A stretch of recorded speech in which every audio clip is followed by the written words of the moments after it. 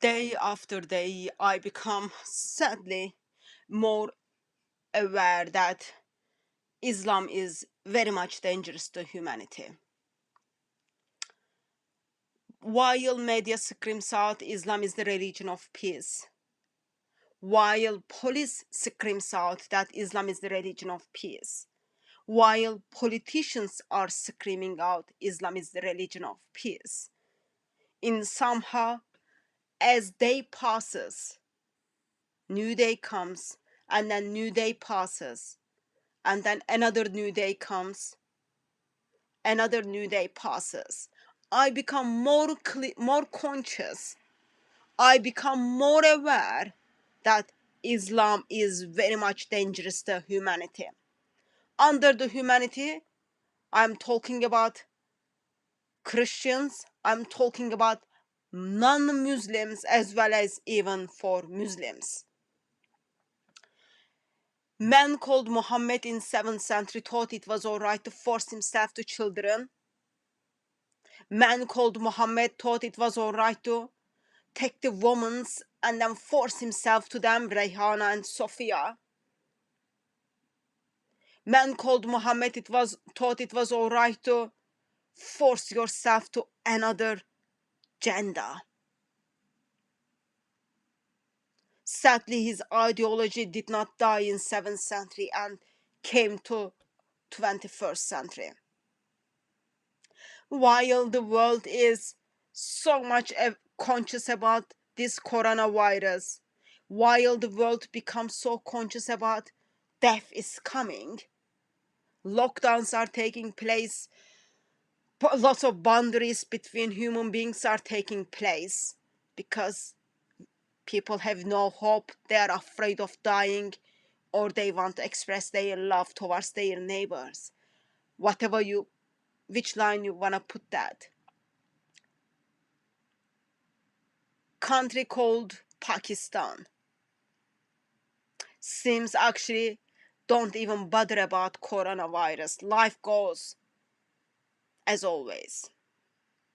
A Muslim majority country, percentage of Christian are handful. Persecution of Christians are in that handful congregation very, very high.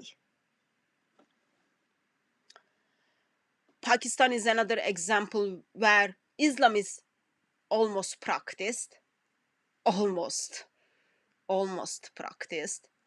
And with this almost practiced Islam, we get to see how much Islam is dangerous to humanity.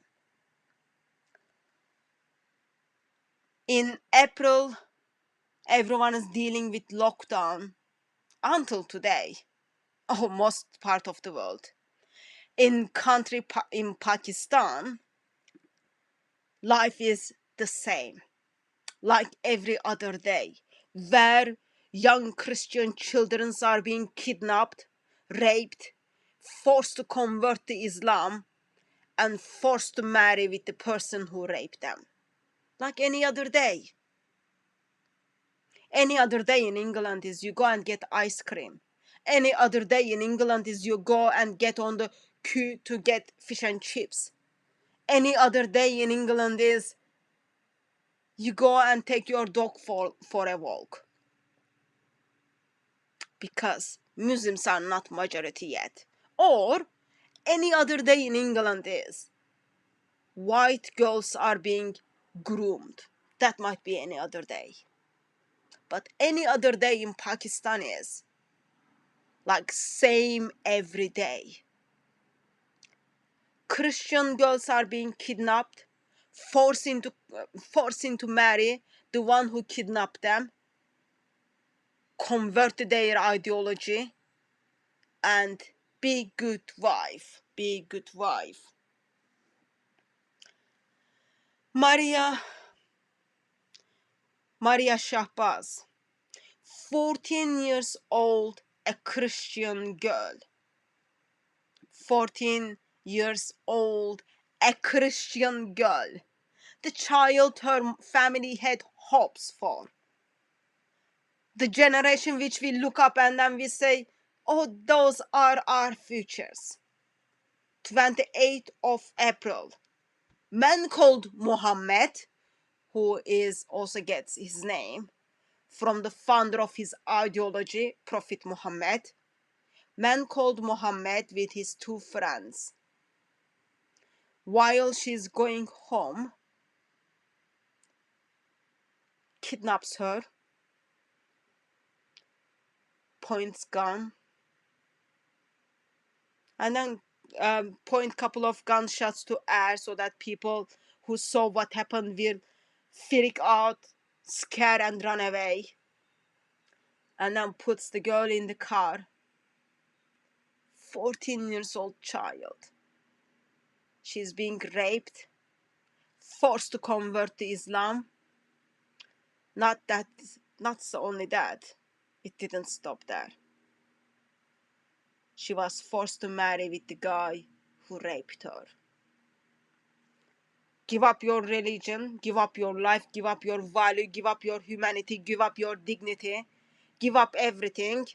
That's not enough. Become a wife for a man called Muhammad Nakash, who kidnapped you. Yeah, it's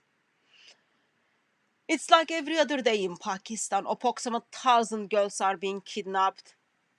Under age limit for marriage in Pakistan is 16. A 14 years old girl being raped, kidnapped, forced to convert to Islam and married the guy who raped her. But of course, sad story doesn't stop there. Sad story doesn't stop there. So she's being kidnapped.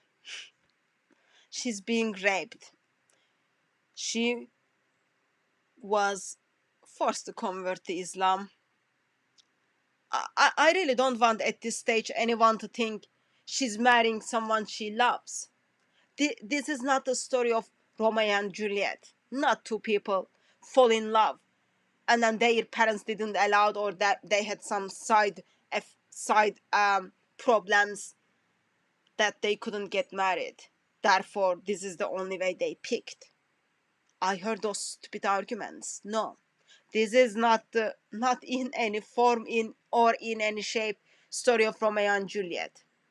This is very much story of Muhammad and Rayhana, 7th century. Another 7th century examples. Story of Muhammad and Sophia. Story of Muslims who took the women and then raped them in front of presence of their husband. This is not even story of Muhammad and Aisha of 7th century. This is story of Muhammad and Maria of 21st century. Kidnapped.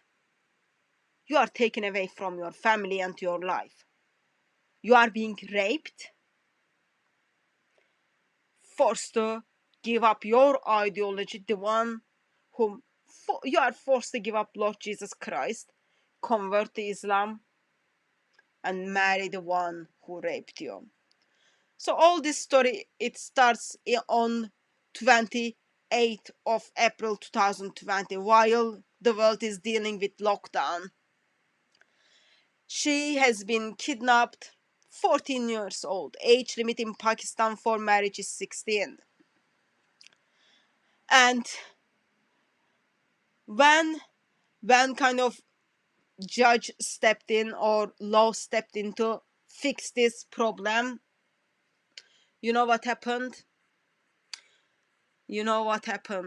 High Court on 4th of August decided, Lahore High Court decided on 4th of August that actually it is okay for this Christian girl to be raped.